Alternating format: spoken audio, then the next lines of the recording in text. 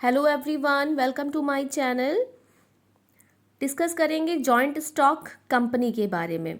Joint stock company क्या होती है, इसके फीचर्स, इसके मेरिट्स, इसकी limitations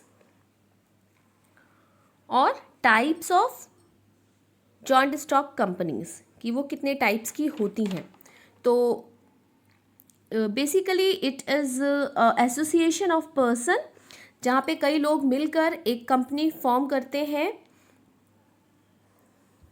It is a business organization that is owned jointly by all its shareholders। और इसकी जो कैपिटल होती है वो स्मॉल स्मॉल अमाउंट्स में डिवाइड होती है जिसे शेयर्स कहते हैं, और जो उन शेयर को ओन करता है उन्हें शेयर होल्डर्स कहते हैं। तो ये कंपनी जो ओन की जाती है वो जॉइंटली शेयर होल्डर्स इसको ओन करते हैं। All the share holders own a certain amount of stock in the company which is presented by there shares. यानी कि जितना भी अमाउंट उनके शेयर का है वो उतने अमाउंट के ओनर होते हैं। ये एक आर्टिफिशियल पर्सन होता है, कंपनी को एक आर्टिफिशियल पर्सन का स्टेटस मिला होता है, और इसलिए इसकी एक अपनी इंडिपेंडेंट आइडेंटिटी भी होती है। ज़रूरी नहीं है कि ओनर के रहने पे ही इसकी आइडेंटिटी हो, इसके ओनर चेंज होते रहते हैं। तो ओनर के रहने या ना रहने से इस पर कोई असर नहीं पड़ता है। इसको गवर्न करती है कंपनीज एक्ट। ठीक है, ये सारी चीज़ें हम अभी इसके फीचर्स में पढ़ेंगे।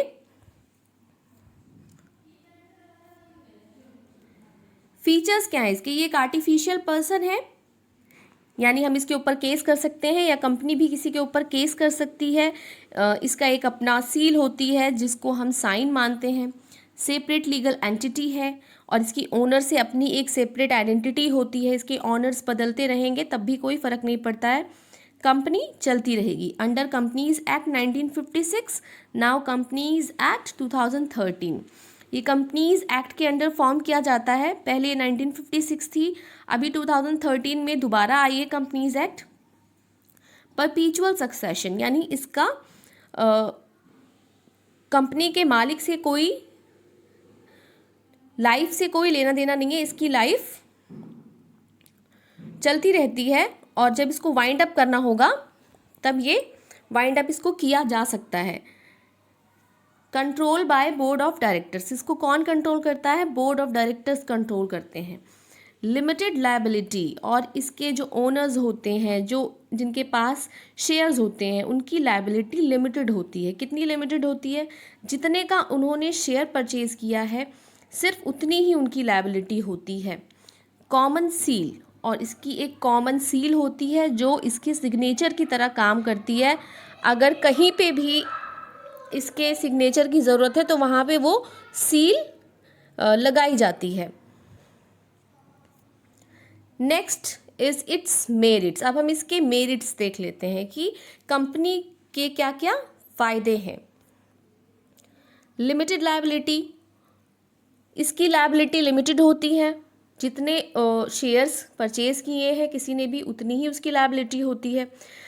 अदर फॉर्म्स में क्या होता था कि उनकी लायबिलिटी अनलिमिटेड होती थी, यानी कि उनकी पर्सनल प्रॉपर्टी पे भी ज़रूरत पड़ने पे क्लेम किया जा सकता था, लेकिन इसमें ऐसा नहीं है। जितने के भी शेयर्स परचेज किए गए हैं सिर्फ उतनी ही लायबिलिटी होगी। ट्रांसफ़र ऑफ इंटरेस्ट, अगर कोई अपने शेयर को किसी और को ट्रांसफ़र करना चाहता है तो वो भी कर सकता है, वो दूसरे को ट्रांसफ़र कर सकता है। परपीचुअल एग्जिस्टेंस, ये कंटिन्यूसली चलती रहती है, इसकी एग्जिस्टेंस पे कोई असर नहीं पड़ता इसके ओनर के एग्जिस्टेंस से। लार्ज फाइनेंशियल रिसोर्सेज, अब ये कंपनी पब्लिक को सब्सक्रिप्शन के लिए इनवाइट करती है तो इसके जो रिसोर्सेज होते हैं वो बहुत लार्ज होते हैं, कहीं से भी कभी भी फाइनेंस को रेज कर सकता है। प्रोफेशनल मैनेजमेंट, अब इसमें बोर्ड ऑफ डायरेक्टर्स होते हैं एंड मैनेजमेंट देखने के लिए मैनेजर्स होते हैं। तो जो मैनेजमेंट होता है इसका वो प्रोफेशनल होता है। डिवीजन ऑफ वर्क, और इसी तरह से सबके वर्क जो है डिवाइड होती हैं, तो ये एक साइंटिफिकली वर्क करती है कंपनी। लिमिटेशंस, इसकी लिमिटेशंस क्या क्या हैं? कॉम्प्लेक्सिटी इन फॉर्मेशन, यानी कि कंपनी को बनाने में बहुत सारे फॉर्मेलिटीज़ करनी पड़ती है, तो इसको बनाना थोड़ा सा कॉम्प्लेक्स है। लैक ऑफ सीक्रेसी, अब कंपनी है तो इसको हमेशा पब्लिक से फाइनेंस रेज करने के लिए अपने डॉक्यूमेंट्स वगैरह एक्सपोज करने पड़ते हैं, पब्लिश करने पड़ते हैं, जिससे इसमें सीक्रेसी नहीं रह जाती है। इम्पर्सनल वर्क एनवायरनमेंट, लोगों की जो रिस्पॉन्सिबिलिटी होती है, लायबिलिटी होती है, वो उनके जो उन्होंने शेयर्स परचेज़ किए हैं बस उस तक लिमिटेड रहती है। इसलिए वर्क में बहुत ज़्यादा इंटरेस्ट नहीं दिखाते हैं कभी कभी, क्योंकि उनको पता होता है कि हमारा बस इतने ही शेयर है, तो कभी कभी वो इम्पर्सनल हो जाते हैं। न्यूमरस रेगुलेशन, अब इसमें कंपनी है तो बहुत सारे रेगुलेशंस को फॉलो करना पड़ता है। डिले इन डिसीजन मेकिंग, अब इसमें इतने सारे रूल रेगुलेशंस होते हैं, इतने सारे ओनर्स होते हैं, बोर्ड ऑफ डायरेक्टर्स होते हैं, तो जो भी डिसीजन लिया जाता है उसके लिए भी एक पूरा प्रोसीजर होता है, जिसको कंप्लीट करने में कभी कभी टाइम लग जाता है, तो डिले भी हो जाता है डिसीजन मेकिंग में। अब हम देख लेते हैं types of company. There are 2 types of company, private company and public company. अब इनमें क्या डिफरेंस होता है? प्राइवेट कंपनी में ट्रांसफ़र, जो शेयर के ट्रांसफ़र होते हैं, यानी कि एक आदमी अगर अपने शेयर्स को दूसरे को बेचना चाहता है तो उस पर रेस्ट्रिक्शंस होती हैं, यानी कि वो ईजिली नहीं कर सकता है, क्योंकि उनका नाम वहाँ पे रजिस्टर्ड होता है। अगर उनको करना है तो उसके लिए एक प्रोसीजर होता है, तो उसमें कुछ रेस्ट्रिक्शंस हम मान के चलते हैं। इसमें मिनिमम मेंबर है 2, मैक्सिमम मेंबर्स 200 हो सकते हैं। Does not invite public to subscribe to its shares, ये पब्लिक को अपने शेयर्स परचेज करने के लिए इन्वाइट नहीं करती है। Compulsory to use private limited after its name, इन कंपनी में ये अपने नेम के बाद में प्राइवेट लिमिटेड का यूज़ करते हैं।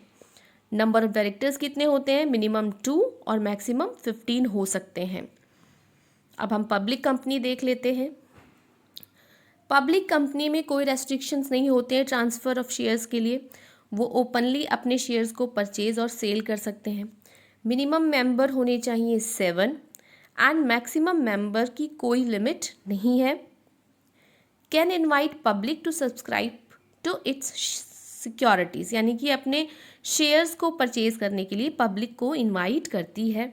Number of directors, minimum number इसमें 3 है और मैक्सिमम दोनों में ही 15 है। प्राइवेट में भी हमने देखा था कि ये 15 थे, लेकिन प्राइवेट में मिनिमम मेंबर थे 2, लेकिन पब्लिक में मिनिमम मेंबर 3 होने ज़रूरी हैं।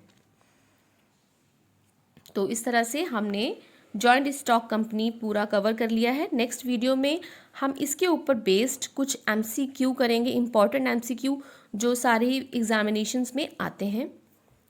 So thanks for watching.